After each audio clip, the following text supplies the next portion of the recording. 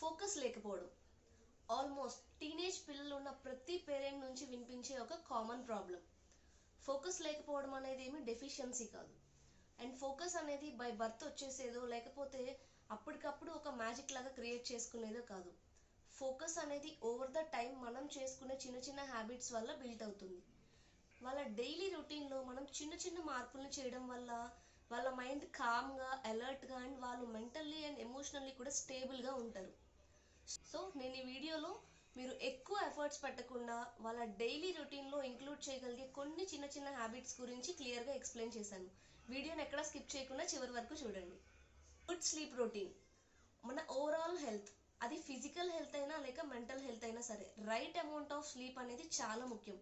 And పిల్లల్లో కంపల్సరీగా 8 hours of sleep అనేది మస్ట్. చాలామంది పిల్లలు చదివింది సరిగ్గా గుర్తుండట్లేదు అని కంప్లైంట్ చేస్తూ ఉంటారు. అది వాళ్ళ బ్రెయిన్కి ప్రాపర్గా రెస్ట్ లేకపోవడం వల్ల మనం చదివిన విషయాలనేవి బ్రెయిన్ ప్రాపర్గా ప్రాసెస్ చేసుకోలేదు. ఎప్పుడైతే మనం నిద్రపోయినప్పుడు మన బ్రెయిన్ రీసెట్ అవుతుంది. మనం చదివిన ప్రతి విషయాన్ని, నేర్చుకున్న ప్రతి విషయాన్ని అది ఈజీగా ప్రాసెస్ చేసుకుంటుంది. 8 hours అన్నాం కదా అని చెప్పి లేట్ నైట్ వరకు స్క్రోల్ చేసి ఎర్లీ మార్నింగ్ లేట్గా లెగవడం కాదు. Early to bed and early to rice is the rule. పిల్లలు నైట్ 10కి పడుకొని మార్నింగ్ 6 to 6:30కి లేస్తే సరిపోతుంది. డైలీ ఒకటే స్లీప్ షెడ్యూల్ని మనం డిజైన్ చేసుకోవడం వల్ల మన బాడీలోని సర్కేడియం రిథమ్ యాక్టివ్గా పనిచేస్తుంది. దీనివల్ల ఎర్లీ మార్నింగ్స్ ఇంకా డే అంతా కూడా మన బ్రెయిన్ యాక్టివ్గా ఉంటుంది. అండ్ నిద్రపోవడానికి మినిమం 1 hour ముందు స్క్రీన్ టైంని అవాయిడ్ చేయాలి. దీనివల్ల మన బ్రెయిన్లో మెలటోనిన్ అనే హార్మోన్ ప్రాపర్గా రిలీజ్ అవుతుంది. మెలటోనిన్ అనేది ఒక స్లీప్ హార్మోన్. దీనివల్ల మనకి క్వాలిటీ ఆఫ్ స్లీప్ ఉంటుంది. Proper morning routine with sun exposure. ఉదయాన్నే లేవగానే అట్లీస్ట్ 15 to 20 minutes మనం సన్లైట్లో ఎక్స్పోజ్ అయ్యేలా చూసుకోవాలి. బ్రెయిన్లో సెరటోనిన్ లెవెల్స్ని ఇంప్రూవ్ చేస్తుంది. దీనివల్ల వాళ్ళు మూడు ఇంకా అలర్ట్నెస్ పెరుగుతుంది. Try to build any one new habit. ఎందుకంటే కొత్త విషయాలు నేర్చుకున్న ప్రతిసారి మన బ్రెయిన్లో కొత్త సెల్స్ యాక్టివ్ అవుతూ ఉంటాయి. దీనివల్ల మన ఫోకస్ ఇంప్రూవ్ అవుతుంది. అట్లీస్ట్ రోజులో 10 minutes ఏదైనా ఒక థింగ్ కోసం ఫోకస్ చేయండి. ఐదర్ జర్నలింగ్ చేయడం కానీ, స్టోరీ బుక్ చదవడం కానీ, లేకపోతే మ్యూజిక్ వినడం.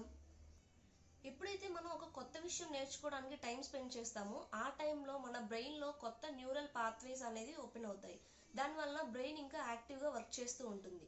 ఎలా అయితే మనం ఫిజికల్ ఫిట్నెస్ కోసం బాడీకి వర్కౌట్ చేస్తామో అలాగే మన బ్రెయిన్ ఫిట్నెస్ కోసం మన బ్రెయిన్ని కొత్త కొత్త వర్క్స్లో ఎంగేజ్ చేయాల్సి ఉంటుంది.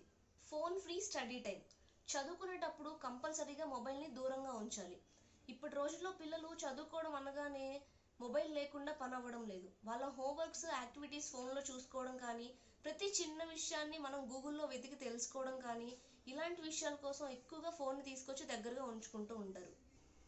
సో మొబైల్ని దూరంగా ఉంచడం is the best way to reduce distraction. ఒకేసారి గంట సేపు ఫోకస్ చేయడం అనేది కష్టం.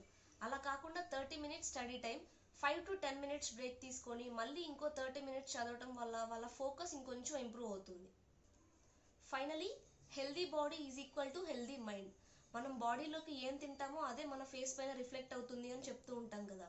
అలాగే మనం బాడీలోకి ఏం తీసుకుంటున్నామో అది మన బ్రెయిన్ ఫంక్షనింగ్ కూడా అలాగే ఎఫెక్ట్ చేస్తుంది. Too much junk food and sugars మన ఫిజికల్ బాడీనే కాదు, మన మెంటల్ హెల్త్ని కూడా చాలా డిస్టర్బ్ చేస్తాయి. ఒకేసారి పిల్లల్లో జంక్ ఫుడ్ని మాన్పించడం అనేది కుదరని పని. కానీ స్లోగా, గ్రాడ్యువల్గా దాన్ని డిక్రీజ్ చేసుకుంటూ రావచ్చు. ఒకవేళ ఇప్పుడు డైలీ మీరు జంక్ ఫుడ్ ఇస్తున్నట్లయితే దాన్ని స్లోగా డే ఆఫ్టర్ డేకి, ఆ తర్వాత వీక్లీ ట్వైస్, తర్వాత వీక్లీ వన్స్ అలా తగ్గించుకుంటూ రండి. ఎందుకంటే జంక్ ఫుడ్స్ పిల్లల బ్రెయిన్ ఫంక్షనింగ్ పైన చాలా చాలా ఎఫెక్ట్స్ చూపిస్తాయి. అది వాళ్ళ ఫోకస్ని తీవ్రంగా దెబ్బతీస్తుంది. మొత్తంలో ఒక 1 hour కంప్లీట్గా ఫోన్ ఫ్రీ జోన్ చేసేసి ఆ 1 hour పిల్లల్ని ఏదో ఒక ఫిజికల్ యాక్టివిటీలో ఎంగేజ్ చేయించడం వల్ల వాళ్ళ ఫిజికల్ హెల్త్ అలాగే మెంటల్ హెల్త్ రెండు కూడా ఇంప్రూవ్ అవుతాయి. దీనివల్ల వాళ్ళ ఫోకస్ పెరుగుతుంది. అలా అని చెప్పి అన్ని హ్యాబిట్స్ని ఒకేసారి వాళ్ళ లైఫ్ స్టైల్లోకి ఇంక్లూడ్ చేసేయకూడదు. మెల్లగా 1 by 1 స్టెప్ బై స్టెప్ చేస్తూ తీసుకురావాలి. ఎందుకు అంటే ఒకేసారి ఎక్కువ మార్పులు చేసేయడం వల్ల వాళ్ళ కొత్తలో ఆ మార్పుల్ని అలవాటు చేసుకోవడం చాలా కష్టంగా ఉంటుంది. సో ఫోకస్ అనేది ఒకేసారిగా ఫోర్స్ఫుల్గా నేర్చుకునేది కాదు. స్లోగా, కన్సిస్టెంట్గా రైట్ ఎన్విరాన్మెంట్ని క్రియేట్ చేయడం వల్ల మెల్లగా వాళ్ళలో ఫోకస్ అనేది పెరుగుతూ ఉంటుంది.